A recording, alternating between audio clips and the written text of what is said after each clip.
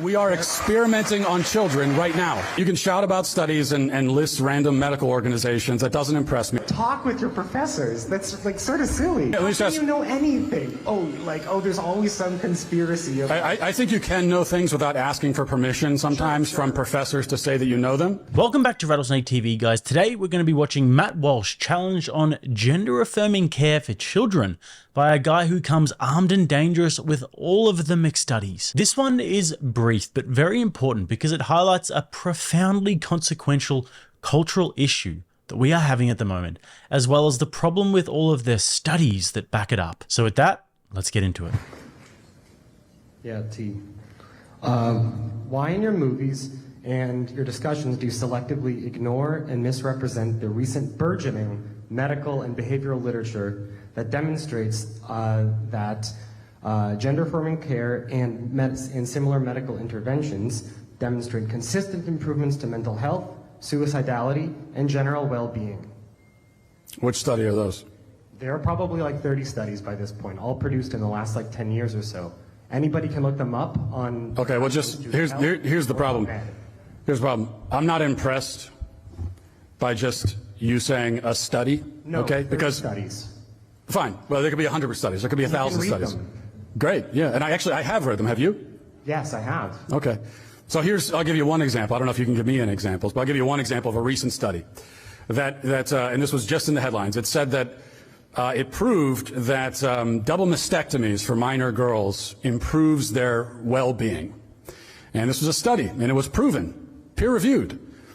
Then you read how they actually conducted this study, and you find out that they interviewed a very small selection of girls in one region of the country, all from the same socioeconomic background, and they did their follow-up, I think it was 3 months later, and based on a follow-up a few months later, they've determined that, oh yeah, it improves well-being. You see the problem here?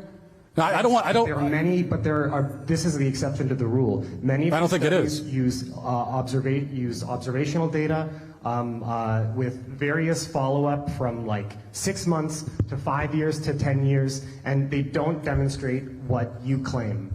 Guys, just before we get to the next bit, if you don't mind taking a second to like this video and also subscribe to the channel, it helps me get this message far and wide. That would be appreciated. Back to the clips. Well, you can say the word study, but what I'm saying is when you look them up. Okay, great, great. You can Google them. Yeah, and so can you. It sounds like you have them. I've done it a good bit. Oh, you've done it a good bit. Okay, all right. Well, I just gave you transgender health, PubMed, NIH, gender-affirming care, and I mean it's okay. Let me ask you. Anybody can look at this. What's your name? Jacob. Jacob. Let me ask you this. How do you think they would have large-scale, long-term studies about the effects of these drugs and these surgeries on children when we only started doing it to children at a large scale a few years ago? So how could that even exist? Yeah, I think scale is probably one of the more prevalent challenges of these studies. Okay, so we're already hearing that there are challenges in these studies. Yeah, every study has challenges. Like any scientific truth, like all of the scientific truth that we take for granted today, they're built on methodologies that fundamentally have flaws. Like if you want to make a specific critique, you can do that. If you're talking about Well, if you're talking about sample size, there are very well demonstrated statistical results that you don't need 10,000 people to get like a statistically significant value. Yes, you do. No, absolutely not. It's like a very basic statistical fact. Jacob. A sample size greater than 1,000, that can that has very nice asymptotic properties. Jacob, here's what I know. If you want to even begin to claim that a study has proven that castrating and sterilizing little boys helps them in the long run, then you would need to have a large sample size of children who've gone through these procedures, and we've checked back with them in adulthood to see how they're doing.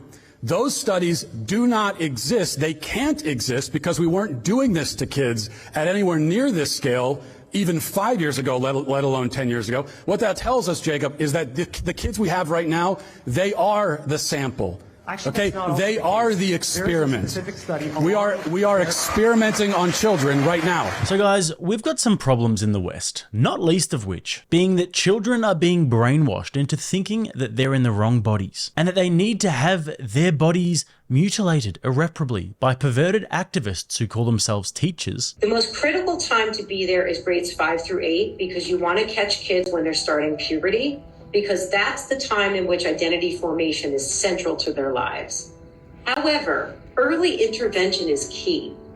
So we actually are designing a kindergarten through grade 2 curriculum this summer. And actually this next one, we're going to start in a few elementary schools too. Elementary school, that's amazing. Yeah, so very exciting. But you were able to do elementary, you've done it in the past. And of course, that's ideal. Yeah, right. And kids are so open and malleable, and you know. We're helping districts figure out, we have new sex ed standards in the state. How do you teach sex ed to second graders? Right. What does that look like? That's true. There's actually some really cool ways you can do that. The right wing would have you believe we're grooming second graders. Oh, It's God. ridiculous. And I will tell you, one of the most rewarding experiences, Nikki, we were in a local school system in an elementary school, and we were in grades 3, 4, and 5. And after we were there, 5 students went to the principal's office and came out.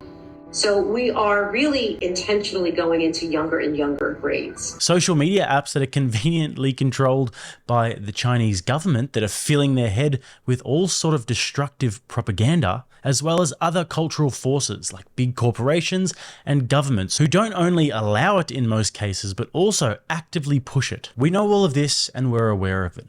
But one of the ways that always gets me, one of the ways that we know that the propaganda is really taking hold is when you get individuals like this who are allegedly supposed to be men getting up and fervently arguing the case for gender affirming surgery for kids, and they're not being met with utter ridicule and shame. They're arguing for a life-altering process for children that is completely and utterly dependent on the subjective feeling of that child. My name is Chloe Cole, and I am a detransitioner.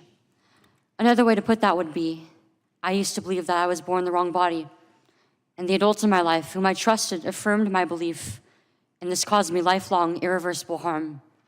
I speak to you today as a victim of one of the biggest medical scandals in the history of the United States of America. Men are not meant to be this weak and malleable. We're meant to see the BS and call it out and say, no, son, you're not a girl, you're a boy. Now go to your room. No, you can't wear the Batman costume to school. But instead, we have guys like this. And the conspiracy theorist in me says that this is the kind of guy that those who would love to see our civilization burn really love to see. The kind of guy who not only accepts the party line, but loves it. He wants to fight for the lie. And when there are enough guys like this and not enough guys like Matt Walsh, the dissidents, then all of a sudden, collectively, we become so easily manipulated by the absurd. Stand for nothing and you will fall for anything. Masculine men who say no are the ultimate form of resistance. Pride Month. Pride is universal. These are topics to be discussed at home, not at school. Why weren't the parents notified there's going to be a Pride Month? Mothers too, though, don't mess with their cubs, and they've been doing some amazing work recently. This is intentional and evil at its core.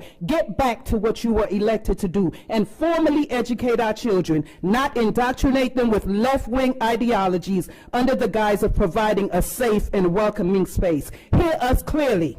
We will not surrender our children. Leave our children alone. To our great shame, though, because a culture of moral and strong men would never, under any circumstances, have allowed activists to start targeting their children with their sexual ideologies. Who do you think is the boss of your house? Daddy.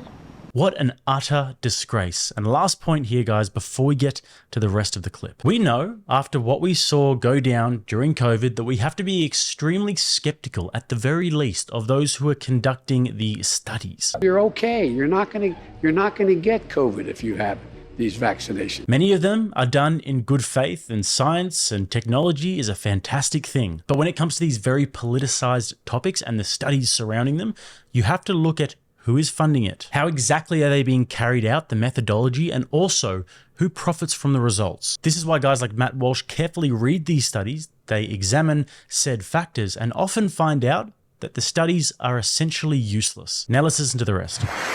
That's just demonstrably, you can easily demonstrate that that's not the case. And are you, Jacob, are you able to just use your common sense as well? I mean, you can rely on studies and you could just shout the word study at me and then start. No, I'm not. You can start. Let me finish. Let me finish. Sorry.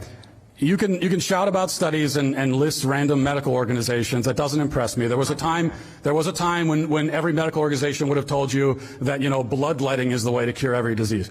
Sure. There was a time when every medical organization told you that the vaccine, you know, stopped transmission. So, yeah. But here's what I want to know. Are we able to just use common sense as well?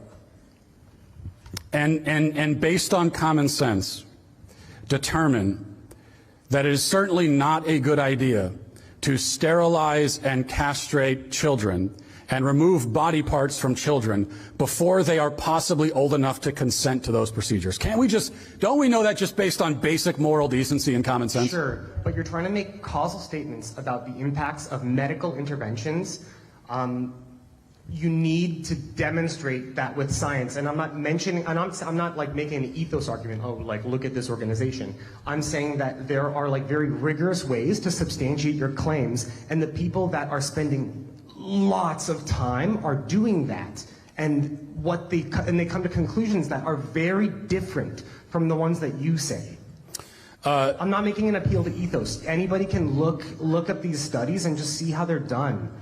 Right, and these are also studies being done by the people who it just so happens are profiting from the procedures that they say work, which is really interesting. But do you think your professors are getting paid by like some? Yeah, a lot of them are. Do you think there's somebody like paying your professors for? I think you should. How do you think it works, Jacob? Because that's very unrealistic. Do you think they're not being paid? No. They ain't doing this for free, I'll tell you that. No. They're definitely being paid. But like, if there's some shady organization paying them, like, I'm sorry, that's sort of silly. Like, talk with your professors. That's like sort of silly. Okay. Let me just ask. How do you know anything? There's always some conspiracy. I think you can know things without asking for permission sometimes from professors to say that you know them. No, I'm just saying. And one of those things that you can know is that it's never okay to castrate a child. I mean, I don't need Jacob. Thank you, Matt. So there you have it, guys. Looking forward to reading your thoughts below on this one. Plenty to talk about with this topic. And if you guys would like to find me on my other socials and other platforms, you can click those links below. And if you'd like to subscribe to the channel, click right here. If you'd like to watch another video, right here. Till next time, I'm Jake. This is Rattlesnake TV, keeping you armed and dangerous.